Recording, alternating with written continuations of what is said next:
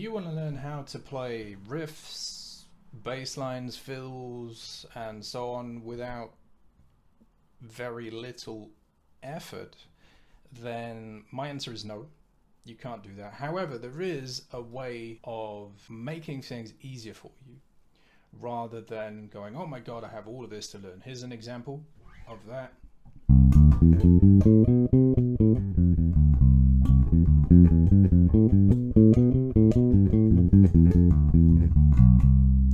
Okay, how did I learn how to play the C major scale? You probably already know the C major scale, but did you know it in thirds like that? How did I learn that? Main thing is repetition. However, I'm not talking about repetition here. I am talking about chunking. Okay, what is chunking? How can we apply it to bass? Let's check it out.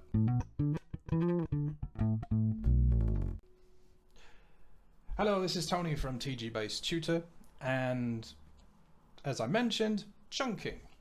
What is it? How can we apply it? So let's take the C major scale as an example. There are a few ways of doing this, and you can look at it as patterns, which is okay, but I'm on about developing your own patterns here and thinking, how do I apply the notes into my playing? Okay, so I showed you the 1 octave C major scale. Let's do 2 octaves. Here we go.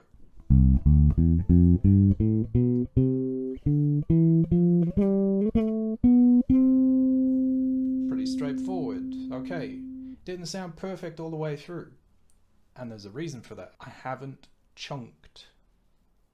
I haven't been using chunking, taking sections of this and then separating them and isolating them. Why chunk? Why do this? The main reason is it creates self-awareness. You become aware of your mistakes, but not just your mistakes, your playing, how you play, your style, your voice on the instrument. It makes easy-ish things become easier and difficult things become less difficult. Notice how I said difficult things become less difficult. They don't become easier.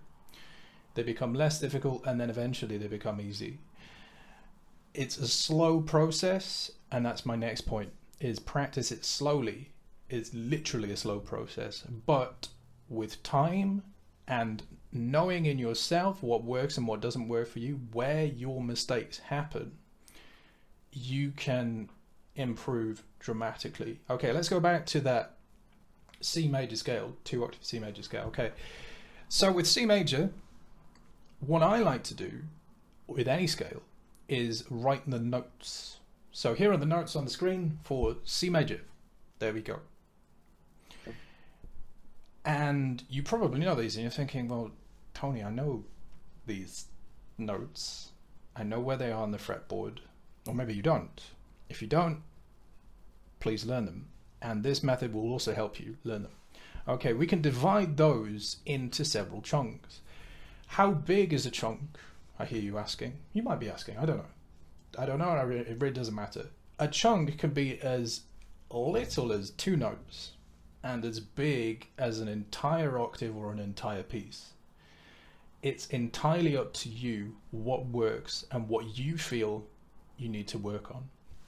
So if we're taking the C major scale again, then we have C, D, E, F, G, A, B, C as 1 octave. Okay, I could isolate that and just go, okay, C and D. How does that sound? How does it feel to me? Does it flow? Does it link together nicely?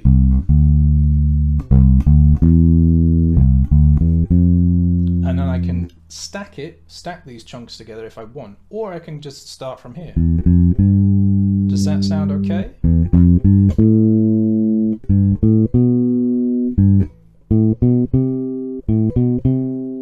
Okay, most of you are probably thinking, well, when I shift and move out of this position, where do my fingers go? And this is the great thing with looking at notes rather than patterns. You decide. You decide where your fingers go, which finger you use. My double bass teacher always says, it doesn't matter what the note is, you can play it with your finger, your thumb, your nose. It really doesn't matter. It's still the same note. It's whatever works in the most efficient way for the piece that you are playing.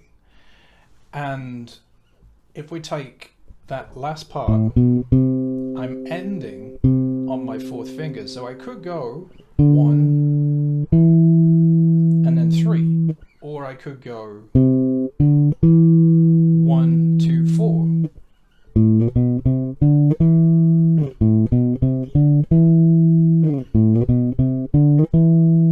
Or any mixture of these things here.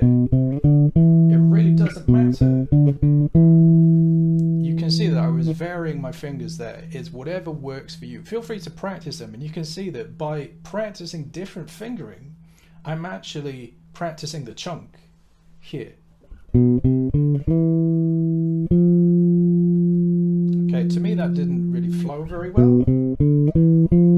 Neither did that, but it doesn't matter.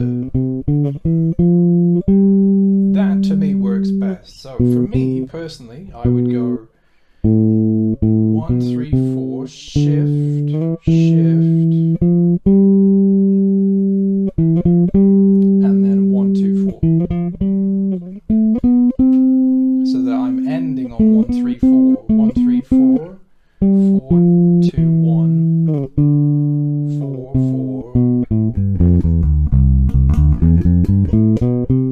So it's all about what works for you and what flows.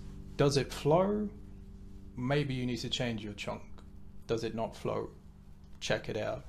Okay, and also don't be embarrassed. Don't be embarrassed by having to do 2 notes or 3 notes over and over and over, or to work on one section over and over and over. Yes, you might find it boring, and if you do find it boring, go and do something else. It might be bass related, it might be, I don't know, going outside for a walk. It really doesn't matter. And then when you come back to that, the chunk should be better. Can apply it to any 2-octave scale, or even a 3-octave scale. Let's take a 3-octave scale, for example. Let's take E major in a 3-octave scale. We have, that's your first octave. So I could play it like that with the open A string. I could play it with the fretted A string if I wanted, the fretted A. But it's whatever works for me. So I'm going to try both because I'm thinking note names. So for E major, here are the notes on the screen right now, and start thinking notes as well and divide them into chunks.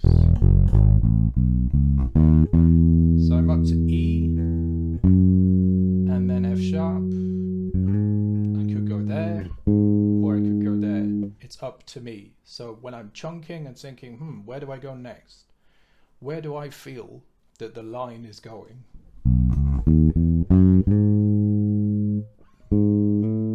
So I could go here, but probably here, I don't know. This is what I need to work on, and then chunk it together. So I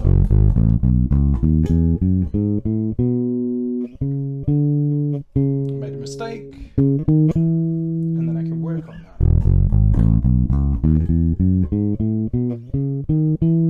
There we go, there's 2 octaves. Now where am I going to go? So again, this idea of chunking it and isolating it together. And I'm not thinking tab. That's the main thing, is I'm really not thinking tab. I'm thinking notes. Notes and the sound and the flow here. So for this lesson, there are no tabs, and that's the main reason why. There are note names and they are on the screen, but no tabs. So when you're chunking and practicing these ideas, try to get away from using tab. If it's something very complicated, you know, like some weather report stuff or anything like that, yeah, okay, you can use tab. But for this idea, it starts to get you to understand where the notes are and how and why they flow together from a musical point of view. So that's the 2 octave. Where's the final octave?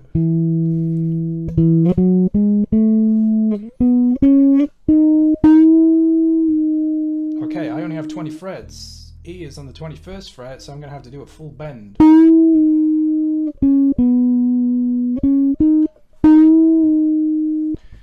If you have 21 frets or 24 frets, use the 21st fret. If you don't, like me, you can do a full bend. You don't have to do that full bend, but just to get that note, I'm going to do a full bend there.